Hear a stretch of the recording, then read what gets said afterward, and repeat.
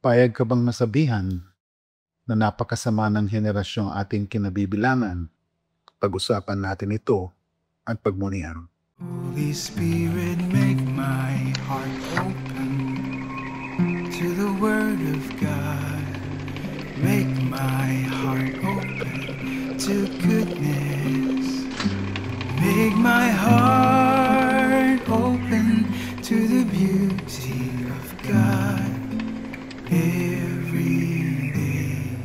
Amen.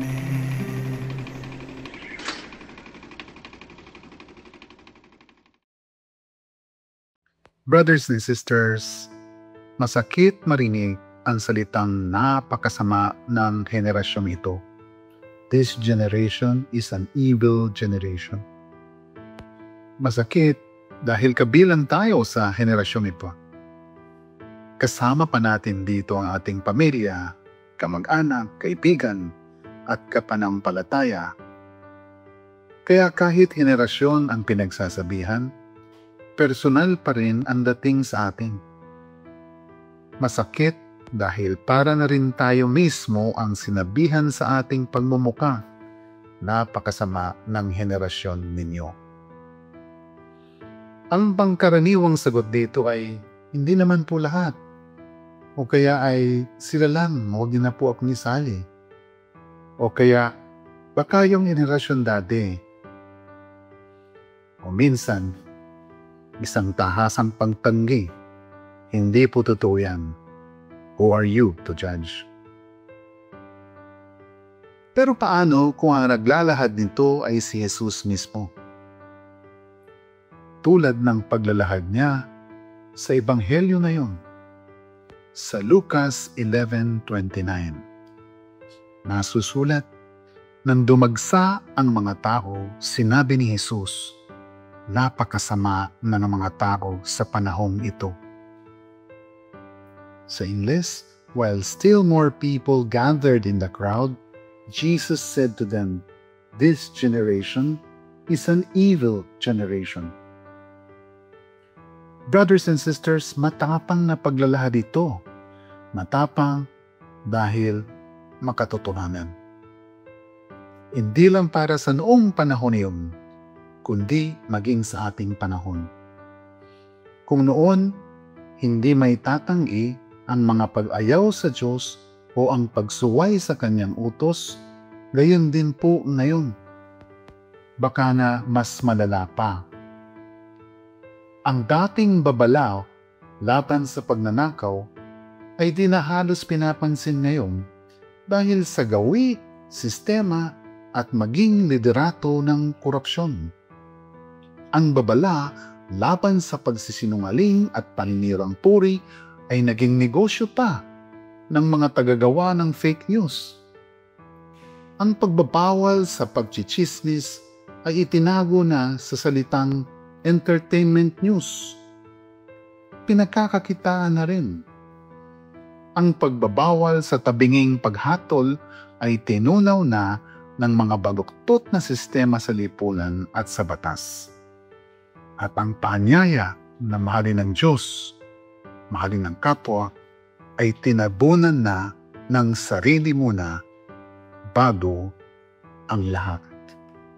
Gayunpaman, inilahad ni Jesus na napakasama ng mga tao sa panahong ito nang maitapang dahil mapagmahal si Jesus.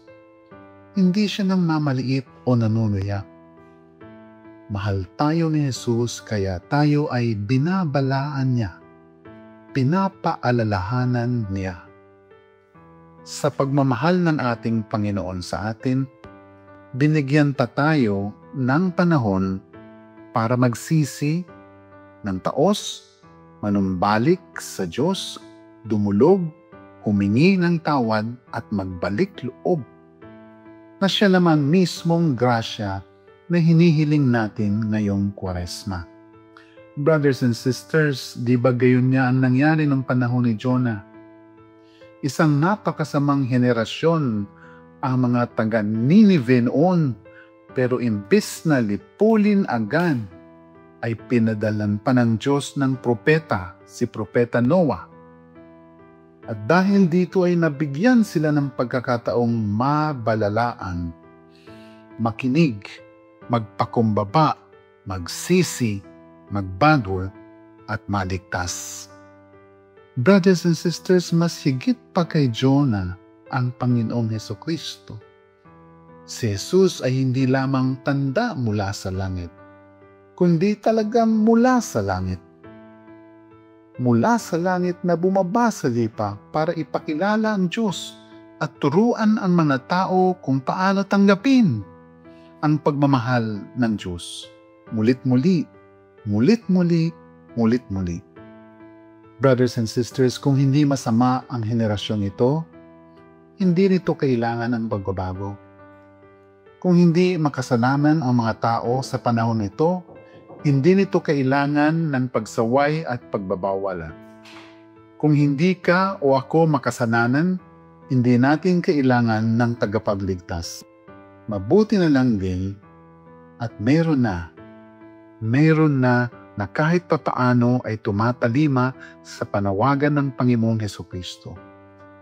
Sila na unang tinanggap ang paglalahad ni Jesus sa kanilang mga sarili nang may kababaang loob. Sila na ngayon ay nagsusumikat na hayaan lang ang Diyos na baguhin sila from membership in an evil generation to a new generation that is seeking God's face, that is running by faith, and that is willing to pray. Dear brothers and sisters, by the way po, ginagawa ko po ang pagmumuning ito habang nasa banig ng karamdaman. Ang pagkakataong ito ay kakaibang grasya mula sa Panginoon. Grasya para pakinggan ang kanyang salita na may mas masidhing pagnanais na mas maintindihan siya. Ito na rin po ang aking maliit na pananalangin, pag-aayuno at pagkakawang gawa. Manalangin po tayo. Sa ngalan ng Ama at ng Anak at ng Espiritu Santo. Amen. Mapagmahal na Ama, salamat sa ipinapadala mong iba't ibang uri ng pag-asa. Tumimo nawa sa aming puso ang iyong salita at marinig namin kasabay nito ang tibok ng iyong pusong nag-aalab para sa amin.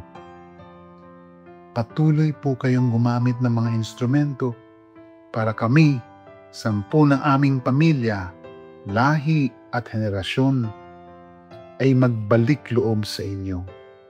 Mulit-muli, lalo ngayong Kwaresma. Ang lahat ng ito ay samo at dalangin namin sa pamamagitan ni Jesucristo aming Panginoon. Amen. Sa ngalan ng Ama, ng Anak at ng Espiritu Santo. Amen.